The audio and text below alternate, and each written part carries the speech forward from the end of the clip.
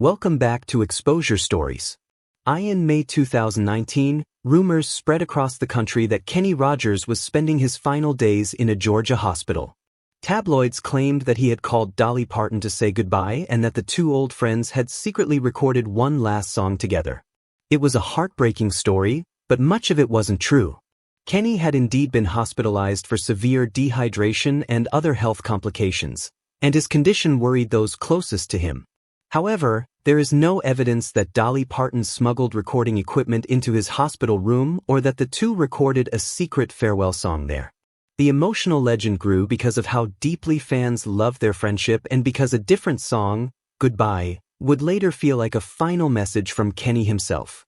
Kenny Rogers was born on August 21, 1938, in Houston, Texas. His full name was Kenneth Donald Rogers, and he grew up in a tiny government housing project called San Felipe Courts. He was the fourth of 8 children in a family that struggled to make ends meet. His father worked hard but rarely earned more than $75 a week, and there were nights when the family had little more than peanut butter sandwiches for dinner. Those difficult years shaped Kenny's determination. He worked various jobs as a teenager, cleaning floors, carrying dishes, and doing anything he could to save money. Eventually, he managed to buy a guitar from Sears, an instrument that would completely change the course of his life. While attending high school, Kenny formed a band with some friends and called it the Scholars, despite none of them being particularly outstanding students. They played local dances and veterans halls, developing a sound that mixed doo-wop with early rock and roll influences. Their first recording, Poor Little Doggy, sold several thousand copies around Houston and earned them local attention. In 1957, Kenny entered a studio and recorded That Crazy Feeling. The song became a regional hit and led to his first appearance on national television when he performed on American Bandstand in February 1958. Though the record never became a massive national success, it gave him his first taste of fame and convinced him that music could become his future. At the same time, his personal life was becoming complicated. Just months after his television debut, 19-year-old Kenny married Janice Gordon. She was pregnant with their daughter, Carol Lynn, and the young couple struggled financially from the beginning. Kenny worked long hours and performed whenever he could, trying to support his family while also chasing his musical dreams. Janice's parents worried that he would never be able to provide stability.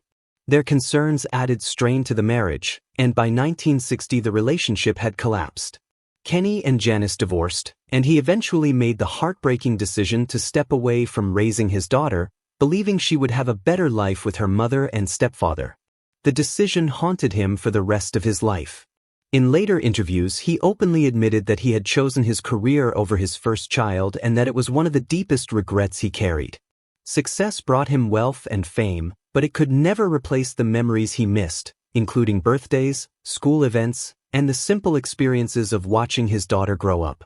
During the 1960s, Kenny's career slowly gained momentum.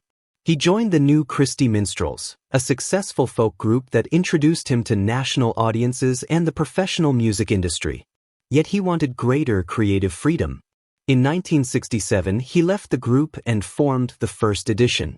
Their breakthrough came with the psychedelic hit, Just Dropped In, To See What Condition My Condition Was In, which climbed into the top 5 on the Billboard charts and established Kenny as a recognizable star. The First Edition enjoyed several successful years, producing hits and even hosting their own television variety show, Rolling on the River. By the mid-1970s, however, Kenny was ready for another change. He launched a solo career that would transform him into one of the most successful country artists of all time. Songs like Lucille, Coward of the County, and Lady became massive hits, but nothing defined him more than The Gambler. Released in 1978, the song became a cultural phenomenon and eventually inspired a series of successful television movies in which Kenny starred. His personal life remained complicated. He married several times, and each relationship faced challenges because of his relentless touring schedule. His third marriage to Margot Anderson produced a son, Kenneth Jr., but long periods away from home strained their relationship.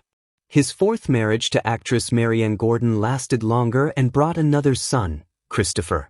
Yet even that marriage eventually ended, partly because of the demands of his career. Then came Dolly Parton. Their partnership began in the early 1980s and quickly became one of the most beloved collaborations in music history. In 1983, they released Islands in the Stream, a song written by the Bee Gees that became a #1 hit on pop, country, and adult contemporary charts. Their chemistry was undeniable, and fans often wondered if there was a romantic relationship between them. Both stars consistently denied it, insisting that their bond was more like that of siblings. Over the next 3 decades, Kenny and Dolly recorded only a handful of duets, but every collaboration seemed special. Their final recording together, You Can't Make Old Friends, released in 2013, carried extraordinary emotional weight.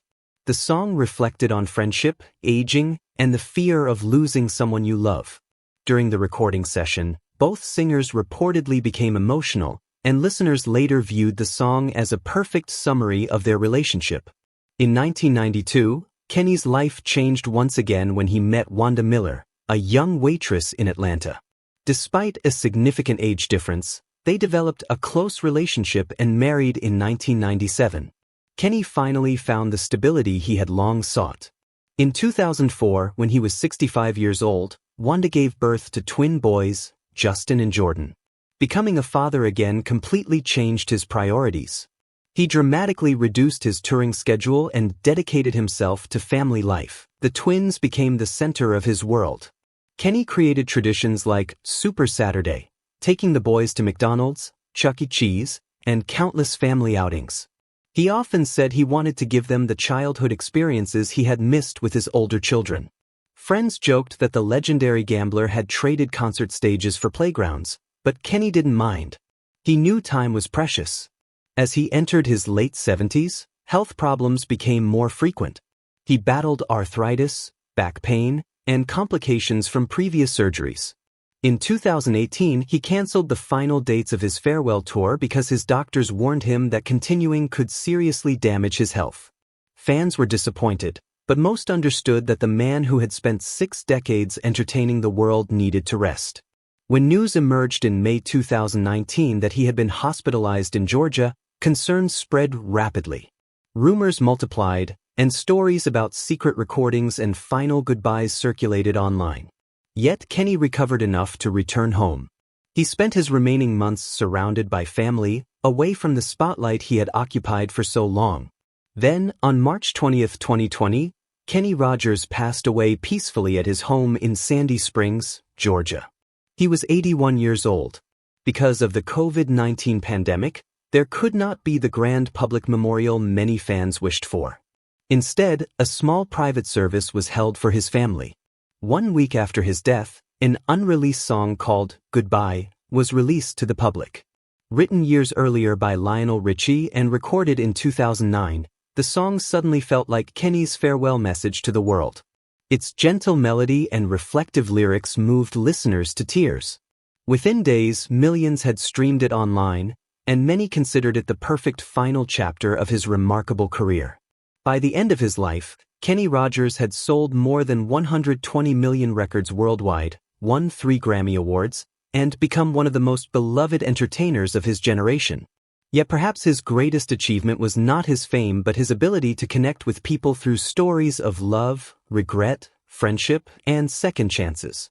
The little boy from Houston who once bought a guitar with money earned cleaning floors became an international legend whose songs continue to comfort and inspire millions. And while the tale of Dolly Parton's secretly recording one last hospital duet with him remains only a beautiful rumor, the truth may be even more touching. Their friendship endured for nearly 40 years, and the songs they created together still remind listeners that some bonds are so deep they never truly end.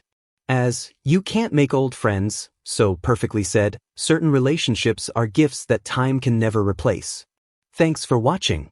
If you like the video, please subscribe to OU YouTube channel.